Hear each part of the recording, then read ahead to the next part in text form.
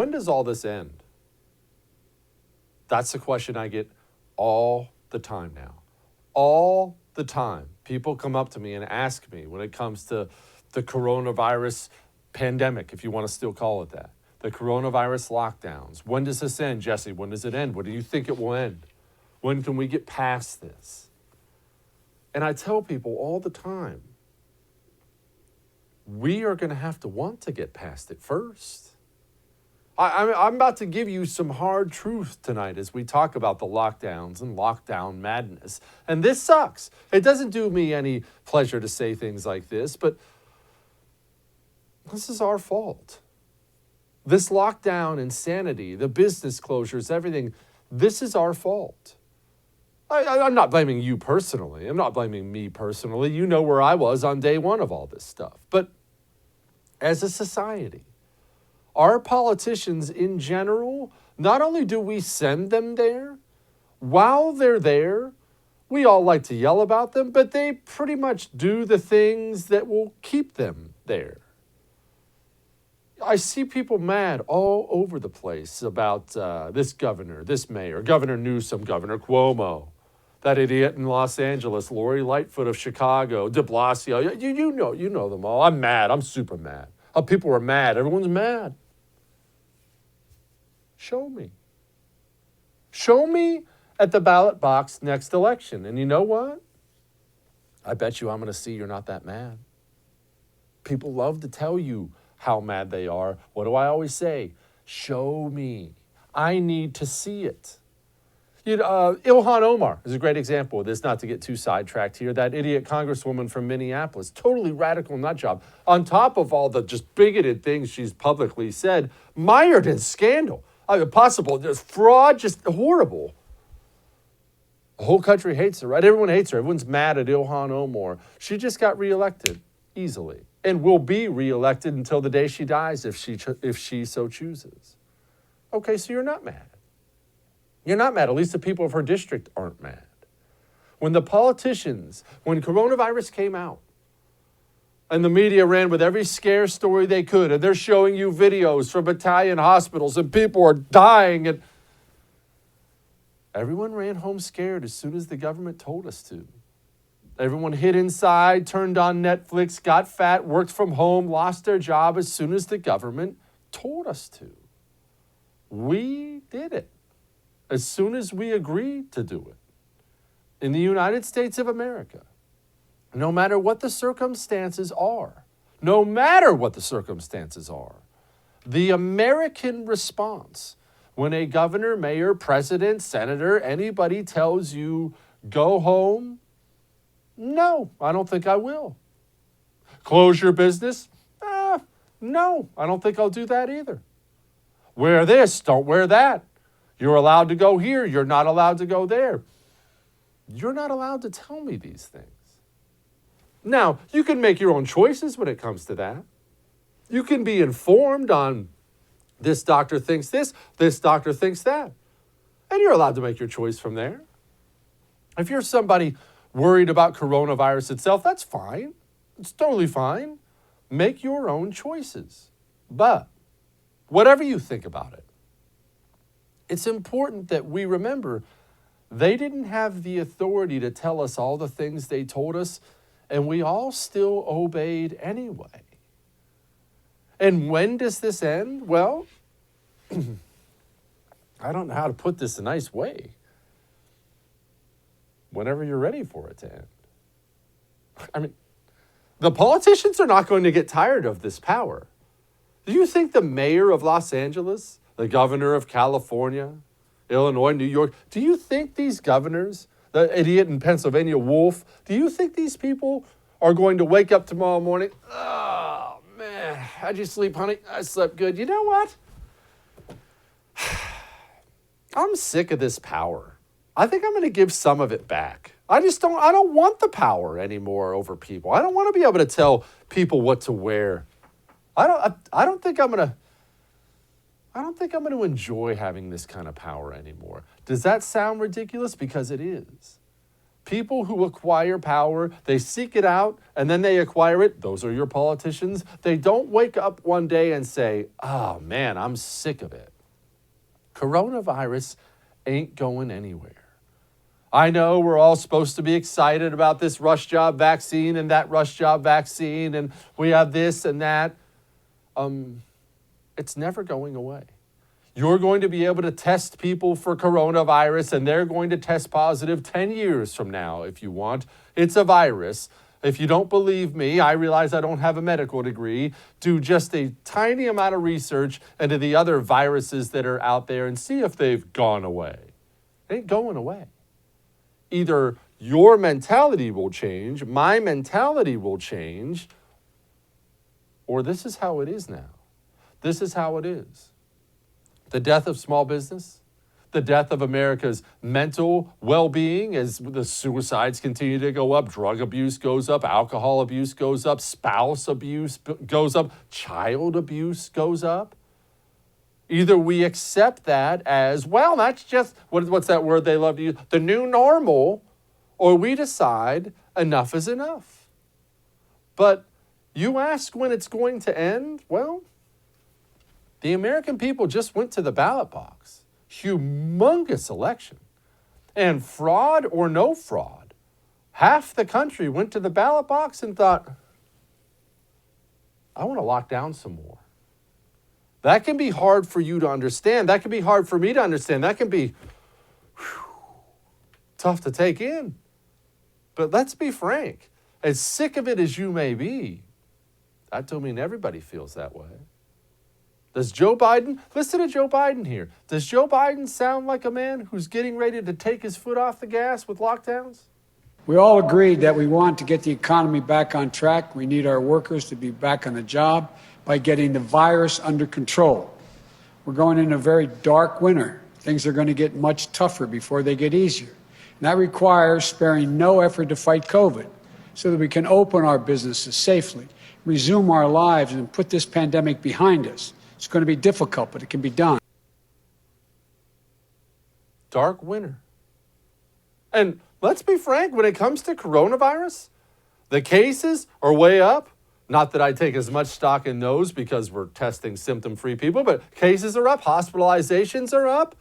We might be going into a coronavirus winter as the weather gets cold and everybody crowds inside around each other. So let me ask you, well, we're piling up. Let's see. We have debt, we have suicide, we have addiction.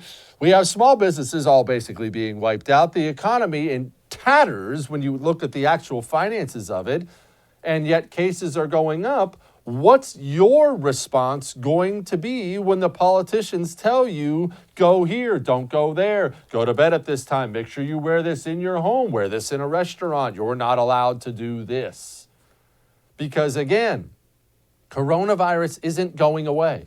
It's not going away tomorrow, next week, next month, next presidential administration. Coronavirus is here to stay for a while. It just is. It goes away. All this madness goes away when you're tired of it. When I'm tired of it. It's true.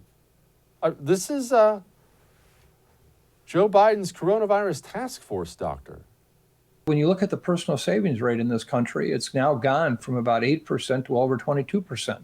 We have a big pool of money out there that we could borrow at the historic low interest rates by the federal government.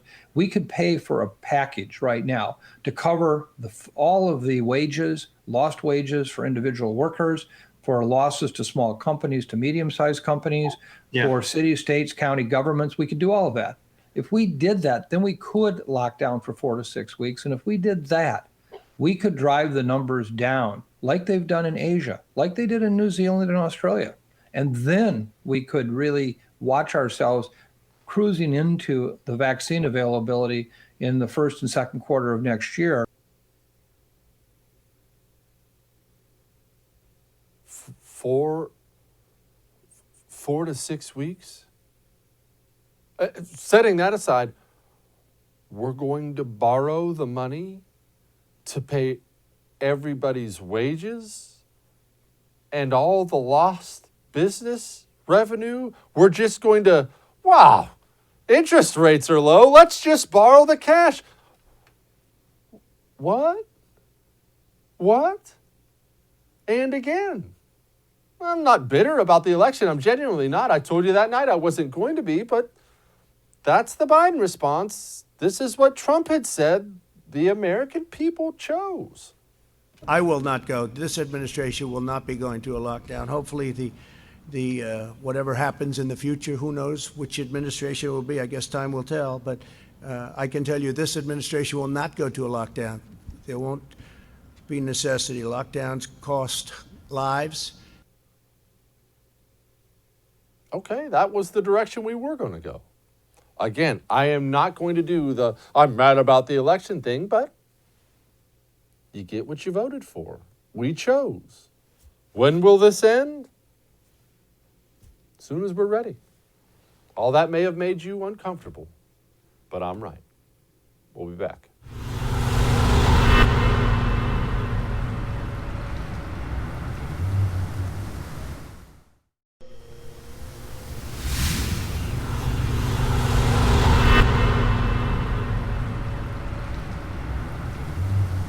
Joining me now, quickly becoming one of my favorite guests, Jeff Charles of redstate.com, libertynation.com, and host of the Red and Black Show. Jeff, are you a Sour Patch Kids guy? Have you had the new strawberry Sour Patch Kids? Well, first off, you're becoming one of my favorite hosts to interview with, so it's mutual. But as far as Sour Patch Kids, I mean, I'm not really into sweets. But when I was younger, I was. And if I was going, I didn't always eat candy. But when I did, it was that Fun Dip. Remember the Fun Dip where they had the little bars and like the sugar powder and you dip it in there? So that was amazing. Yes.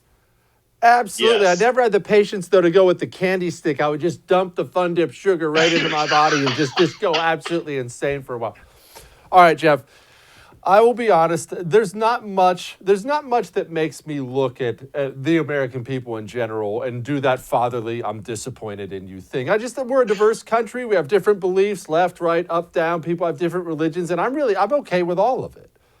Our response collectively to the coronavirus lockdowns bummed me out. It still bums me out when I think about this. How many people were told, shut up, go home, wear this, don't you be out after 10.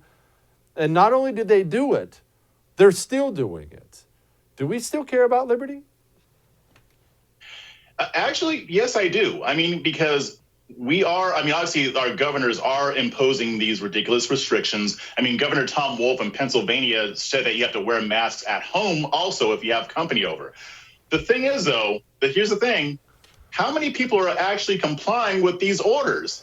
I mean, they can't really enforce them, right? I mean, unless they're going to turn us all into Gladys Kravitz and we're going to be watching our neighbors, they can't really enforce how many people we have over for Thanksgiving. So from what I've heard from people back in California, which is where I'm originally from, a lot of people aren't really going to comply with these regulations. And if you look at New York State, Andrew Cuomo, his orders for Thanksgiving, a lot of sheriff's department have just straight out said, we are not going to enforce this crap. So while the far left Democrats can impose these rules, I don't think that most Americans are willing to comply and give up their liberty. And it's especially easy when they know that these things can't really be enforced. What are the percentages, though, Jeff? I mean, look, if you tell me 20% of Americans are still, hiding in fear in their bubbles, okay, I can live with that. But I'm looking at the election numbers fairly down the line for Democrats, Republicans. I know probably lost the presidency, gained some seats in the House, but let's just call it 50-50. I don't want to nitpick on things. That sounds like half the country wants more of it. Yeah, you're right. I mean, and there will always be that split. I mean, there will always be people in any country. There will be people who want freedom and liberty, and there will be people who prioritize the safety of the government over freedom. That's always been a tension that has existed in this country even since the days of the founding. So am I disturbed that half the populace would rather have the government dictate to them what they should do?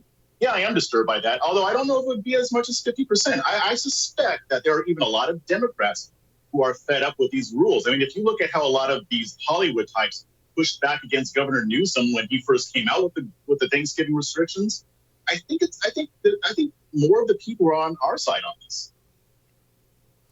Jeff, what makes somebody crave liberty and freedom versus somebody who doesn't? I do find this fascinating because look, let's assume it is 50-50. Or whatever. We know there are a bunch of people out there who want more government control versus someone like you who does not. Why? What's the separation? Is this parenting? Is this church? Is this no church? What is it?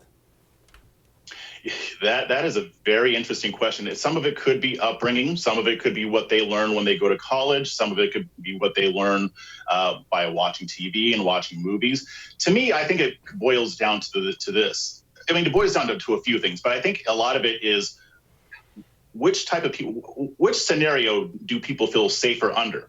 There are people who feel safe when the government intervenes and tells us what to do and takes care of our needs. Whereas people who are value moral liberty think that we're safer when we can make our own choices without the government intruding. As a matter of fact, we see too much government involvement as dangerous, and that's what we're afraid of. That's what keeps us up at night, the thought of that happening.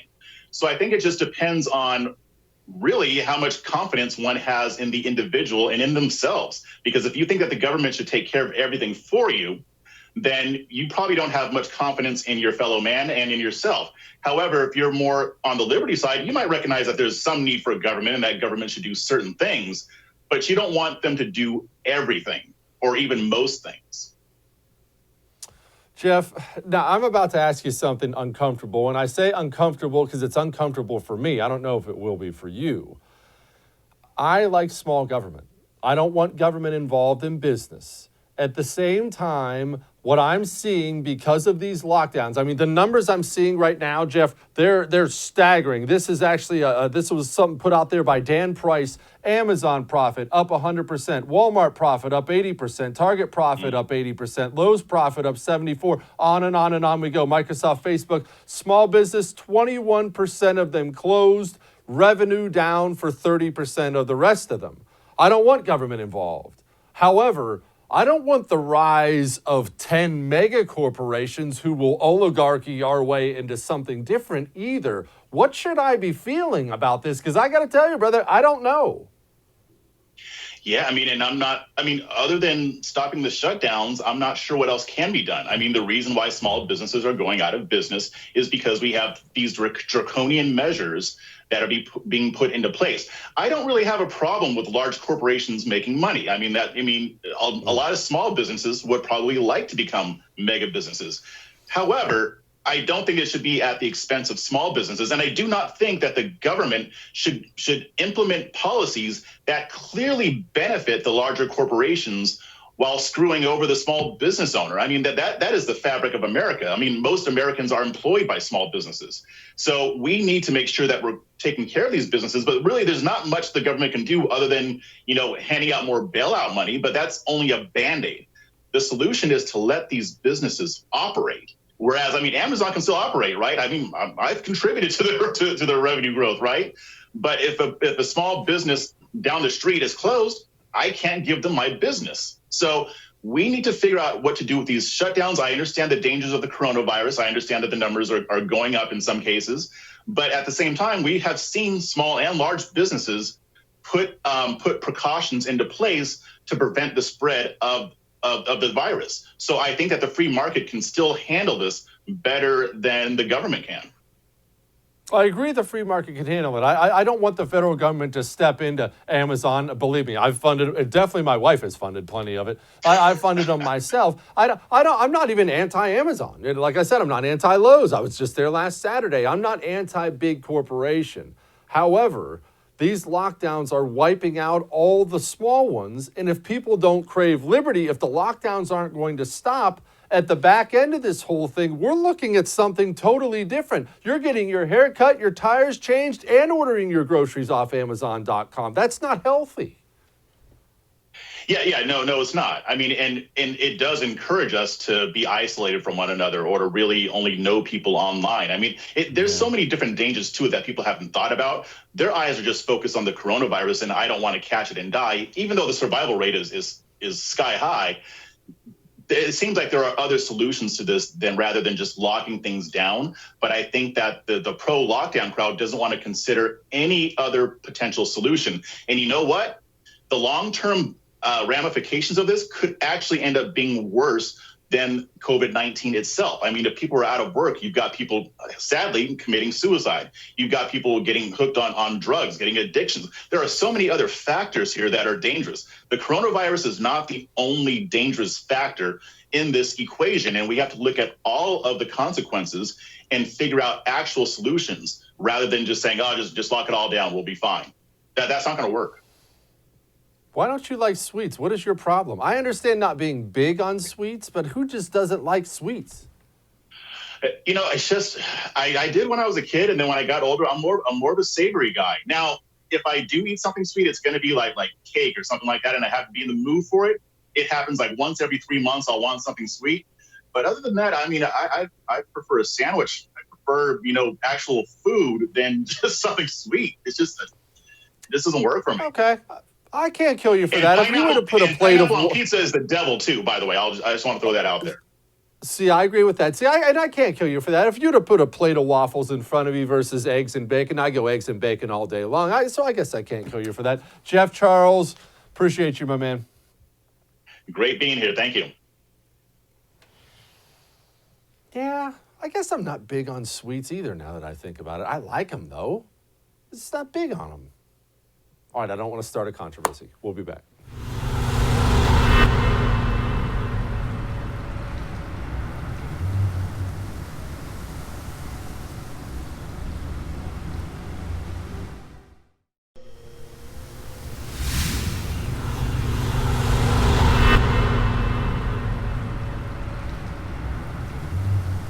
Joining me now, Republican strategist and attorney Amanda Mackey. Amanda, this lockdown madness that is clearly back, is clearly going to be back.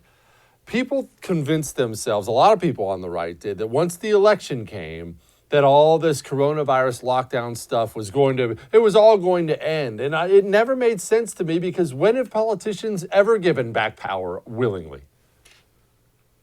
You know, I was one of those who believed that it would too, because I thought this was all about bringing down President Trump, and I still believe that. I still really believe that what happened in Wuhan to really bring us to our knees here in the United States. You couldn't have planned this better if you'd wanted to. Really was just that, and so I thought surely that would happen. It would be over November 4th. And it kind of was, because remember what we were seeing in the streets, the celebrations for Joe Biden. There was no social distancing there. Please don't even go there to tell me that they were in lockdown mode like they had pretended to be for the last year. So that was all a bunch of crap. And they were all in full force out next to each other and celebrating. But Trump was the evil guy. Anyway, I think that what has basically happened is that they are finding a way to try and limit our civil liberties. I really think that's where it's going. I mean, this mask mandate isn't even constitutional. I don't know how you impose a national mandate for masks. Now, there is, I'm going to go a little nerdy here on you because I am a healthcare attorney. There's the Section 361 of the Public Health Service Act. So technically, you could have an executive order come through. The CDC could require it. However, there is absolutely a constitutional issue here. Congress cannot require you to buy something and then regulate it. And that's where their jurisdiction would come if they tried to do this on the federal level. It would have to go through the Commerce Clause, and there's no way that's possible that you can do that. So what Joe Biden would have to do is go to the governors, go to mayors, and say, you need to do this. And that's what he said he would do. I can tell you Governor DeSantis is not going to care what Joe Biden has to say. Yeah, we're all going to be living in Florida here soon, because my governor's been an idiot throughout this whole thing. I'm thrilled with Ron DeSantis, and who doesn't love Florida anyway? All right. Now, that leads me to this point, though. Amanda, if they don't do it, if the federal government can't mandate this, like a vaccine, you have to take the vaccine, and all the states won't do it, What I've worried about is this. If once the leftists own the entire culture, which they do, they own it all, including the corporations now, the education system, everything else, they don't have to mandate it by law. They'll just get people like Ticketmaster, who we saw recently. Well, you can't have your concert tickets then unless you've been vaccinated. And you know this is coming soon. You can't get on your plane unless you've been vaccinated. You can't go here unless you've been vaccinated. Oh, you can't eat here. Show me your vaccination papers. They'll just do it outside of the law because they own it all. Well, that's a little scary when I think about, artists and Hollywood setting policy for me and others. I worry about that, but I can totally see it happening because that is their agenda. Look, the vaccination mandates this is a long been an issue for a lot of moms out there are, crying about why are you telling us what is best for our children? Why do we have to vaccinate? Now, I'm not going to get into that whole argument. I'm just saying there is a huge group of people, especially moms, that say, we can determine what vaccines are best. And this was actually, I don't know if you remember this with Rick Perry when he was governor of Texas, requiring the HPV vaccine. This was back about 10 years ago. So we have had these controversies before. What I can say is that we're going to have a lot of people maybe rising to the level of, people really going against people or organizations like Ticketmaster if they're going to require vaccinations or going against the airlines or train or what have you. Certainly with schools, we're going to see that. But you're right. They're all controlled by the Democrats. And so we need to make sure that we keep the Senate because there will at least be some sanity in Washington if things don't end up going our way with these court cases for President Trump. Amanda, how sure are we that that people are going to push back? I don't want. Look, I'm not trying to be king cynic here, but I watched half this country or more willingly go home and just start eating ice cream in front of Netflix for weeks at a time because Big Daddy government told them to. I mean, I worry that we get in these right-wing bubbles sometimes where we can see clearly what's happening and we assume everyone else can. I don't know that Americans are going to rebel against Ticketmaster. I think they'll be out there buying AC/DC tickets on their phone before you know it.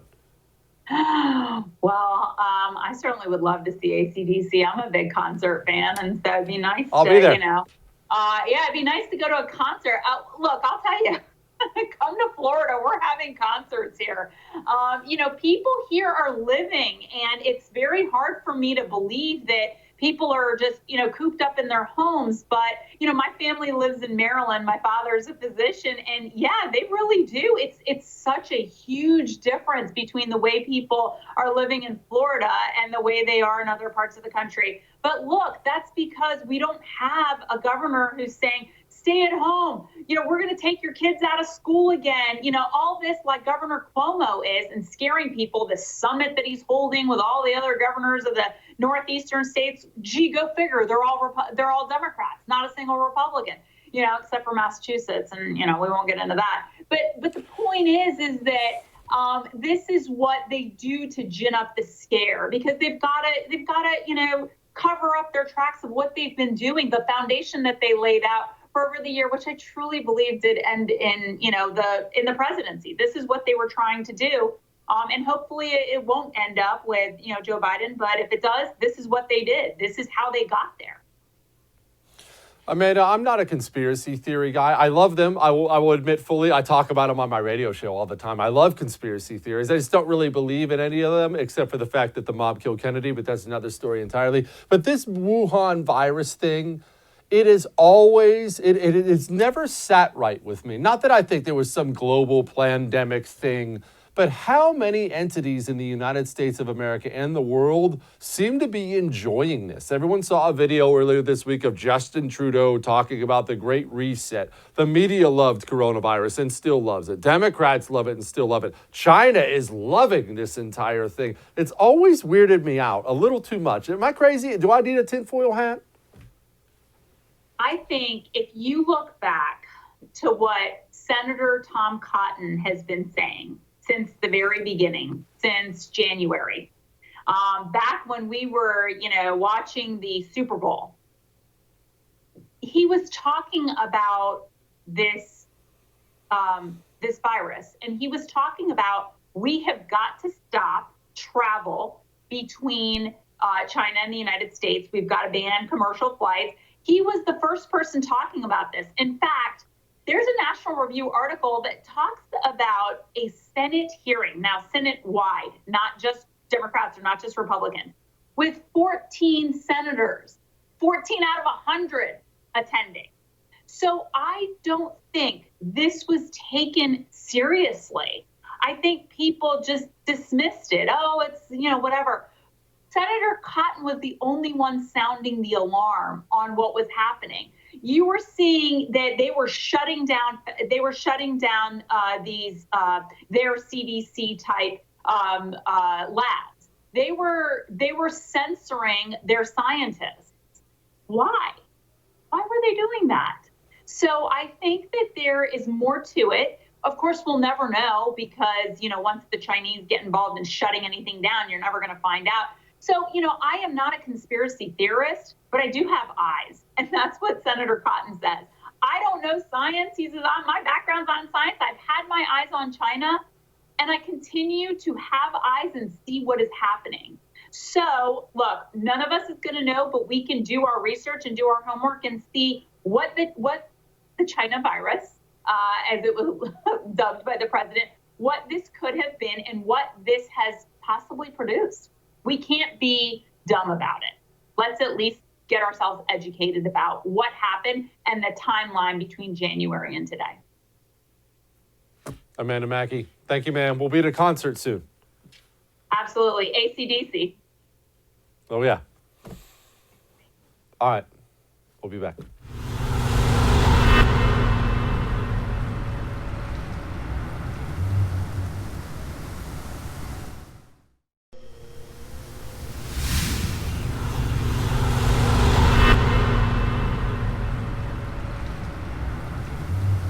Joining me now, Carol Roth, creator of the Future File Legacy Planning System, of which I am an owner, and former investment banker. Carol, do people in general, everywhere, do they actually crave liberty? Or is that something we Americans tell ourselves and about other people?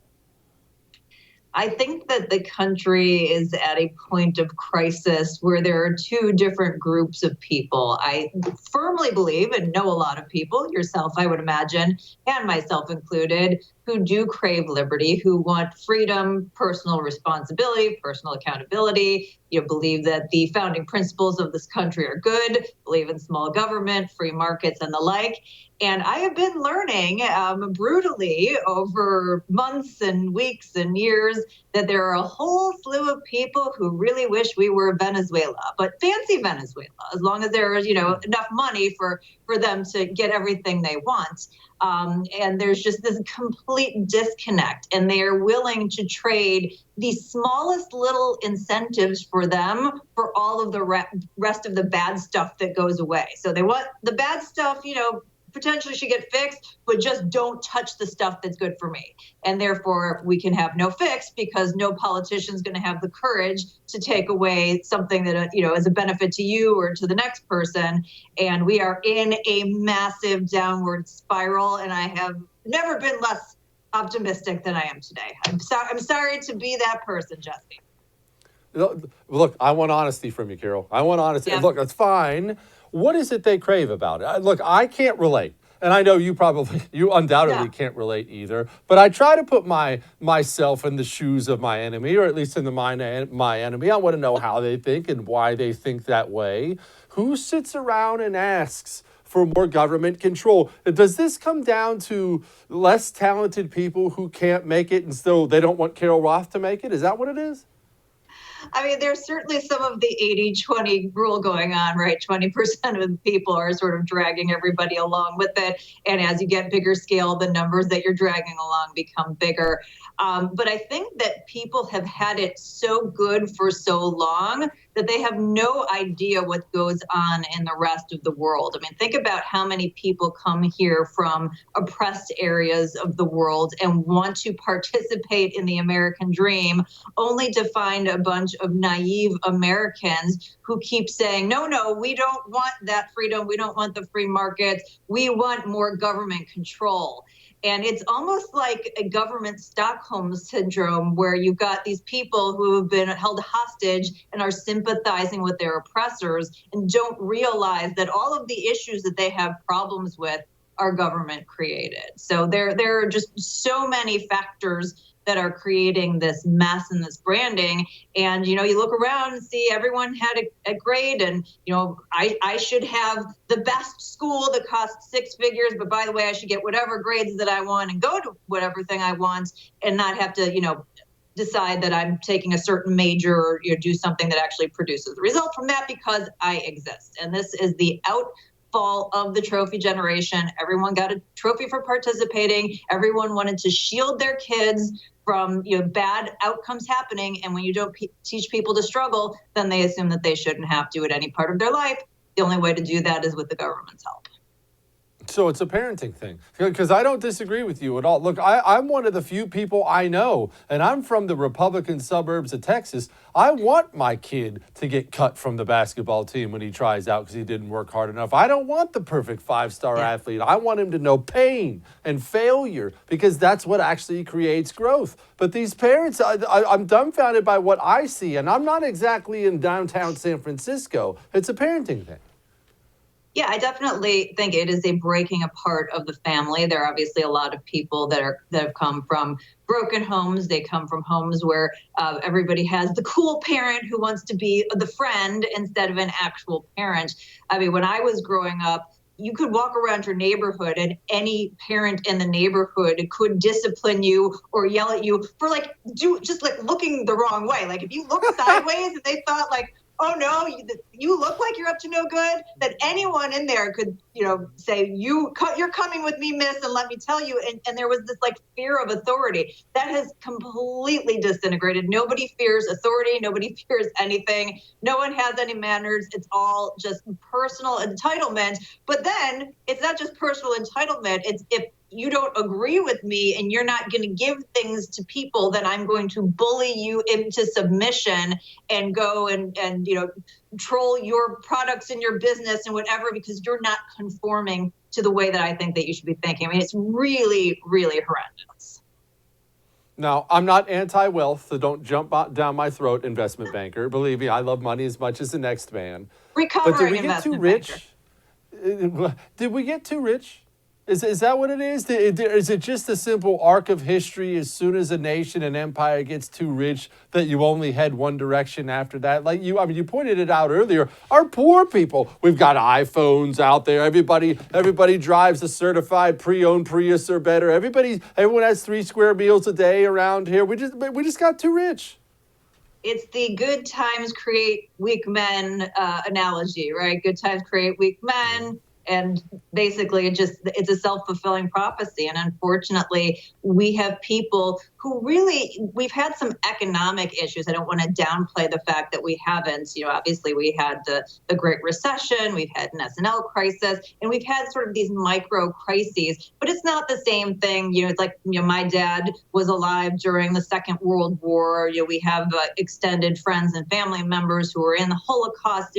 There were people who really endured these big issues and big tragedies. And these smaller blips on the radar, again, not to downplay them, but they just didn't create the same level of struggle. And so I do think then as people get wealthy, they try to shield their kids from, like we said, having any sort of struggle whatsoever. That doesn't build up any character and grit. And so we've gotten to the point where, the good intention, as we always say, creates the not so good outcome. It's not that the intentions were bad.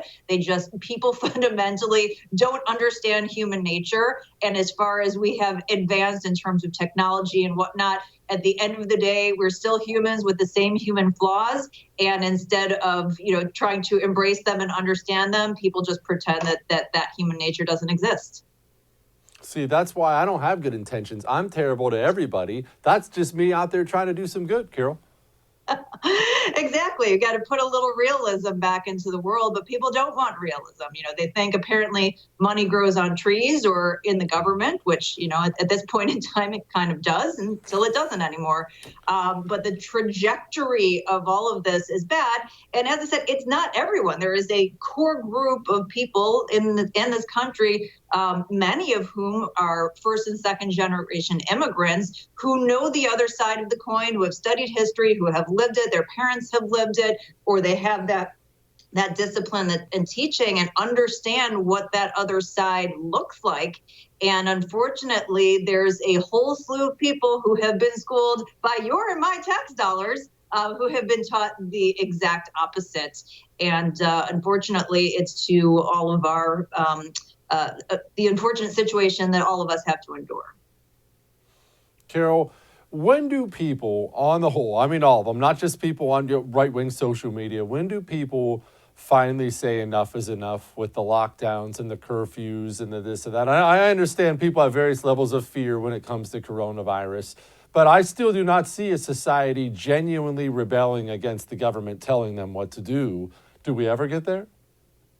I mean, at some point, and obviously this is once again, government picking winners and losers. I mean, you have an entire slew of people who've never been in lockdown because they've been told that they were essential over somebody else who is non-essential. So there's a whole group of people who haven't seen any change. There's another group of people who have benefited. So it's the people who have been told they're non-essential or whose lives are being impacted, which are a subset of the haves and have-nots.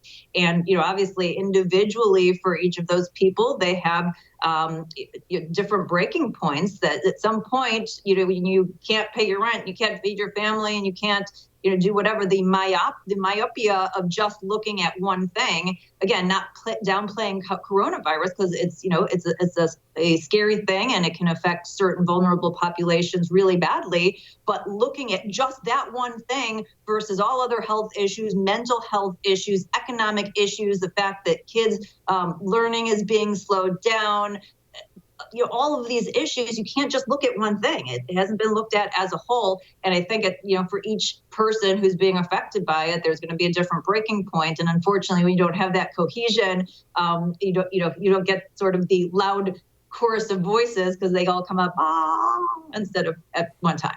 That was an actual reenactment. But No, it was perfect, Carol. Perfect. Thank you. Carol Roth, thank you, ma'am. All right. We'll be back.